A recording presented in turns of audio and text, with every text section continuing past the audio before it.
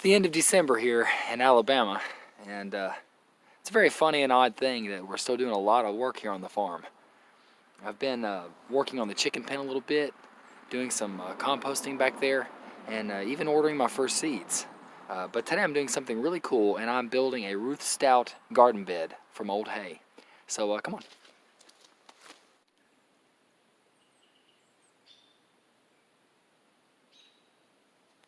So I'm out here in my backyard, and I've got this little area beside my raised beds that I want to make this Ruth Stout garden bed.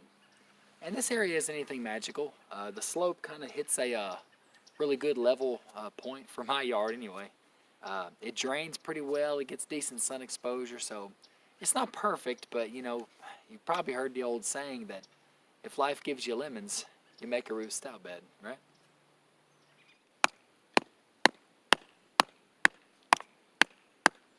Alright, the first thing I have to do is kind of stake out the bed. And what I'm going to do is I'm going to make it 20 feet long by about 30 inches wide. Kind of that standard market garden version, but the shorter version because I don't have much space to work with here on my 2 acres. So very excited about that. I'm actually going to make the string line and everything match the orientation of my house. Kind of keep everything nice and the same, I guess. That way my OCD doesn't go off too much. I like to call it CDO, that way it's alphabetical. I wanted to kind of show you a zoom in on this stake here. I've made some little notches 2 inches down where I'll put my line. And then I've made another little line 8 inches below that. And that's the point where I'm going to put into the ground as I hammer in. That way I can monitor 8 inches of hay, which is kind of what Ruth Stout recommended.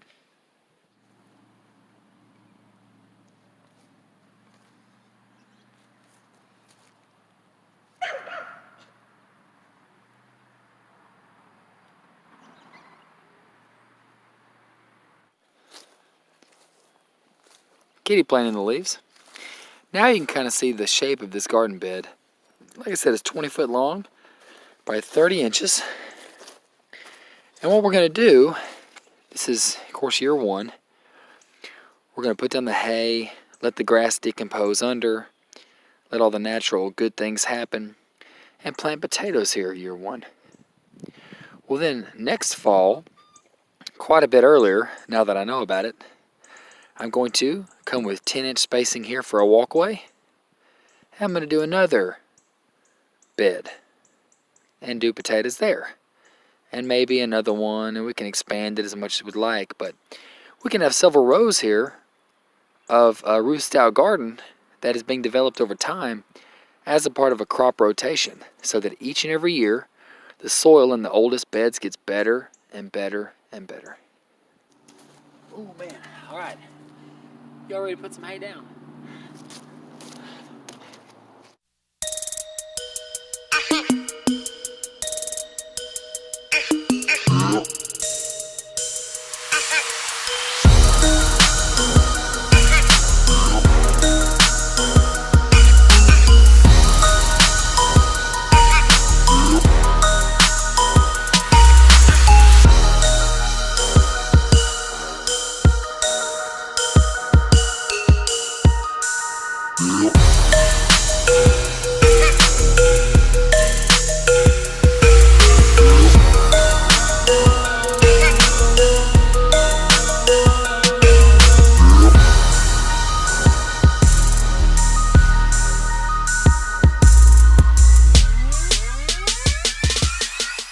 Wow guys, that is it.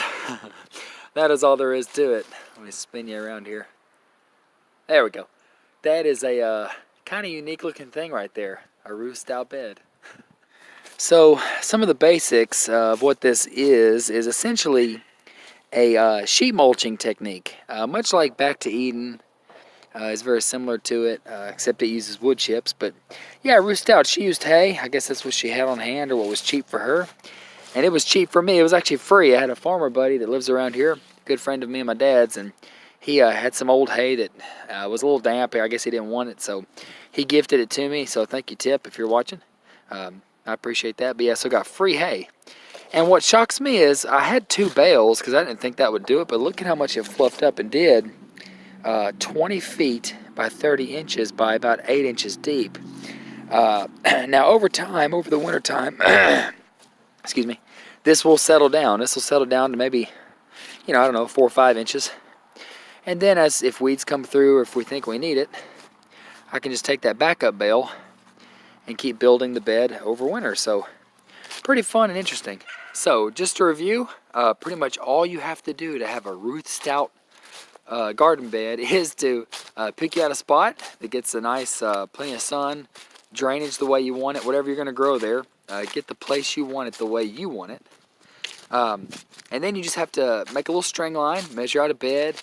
You can use garden hoses, old hoses you can lay out to make your shape. However you want to do it, just make you out an outline. And then put about 8 inches of hay down.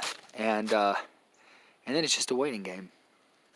So we'll let this bed go until about probably, I'm guessing I'll order my potatoes. I think the seed company I go with ships them out maybe March, maybe April, something like that, February, March. So whenever I get the seed potatoes, hopefully this will have time to kind of kill the grass underneath and get it going. Now what I may have to do, because I started so late, I started in December, because I started so late, what I may have to do is when I pull back the hay in the spring, I may have to go through and lay down maybe a nice sprinkling of leaf mold. I got a bunch of leaves that I'm working on around the yard. Or I may have to put down some compost or maybe some, maybe some kind of additives or something.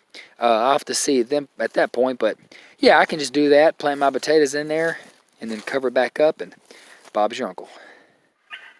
Now guys, as the bed progresses, and as we go through the next months and on into spring, I'm going to be uploading new videos about it. So make sure you hit that subscribe button and the little bell thing, so that way you can keep up with me and all my adventures out here on the farm. We've got Ruth Stout, we've got raised beds, we've got chickens, we're starting seeds soon, I've just got onions ordered. Man, there is a ton of stuff going on. And over the next couple months is going to be the time when you want to be in on it, because this is the fun time. This is the end of winter, middle into winter, and on into spring. So join me.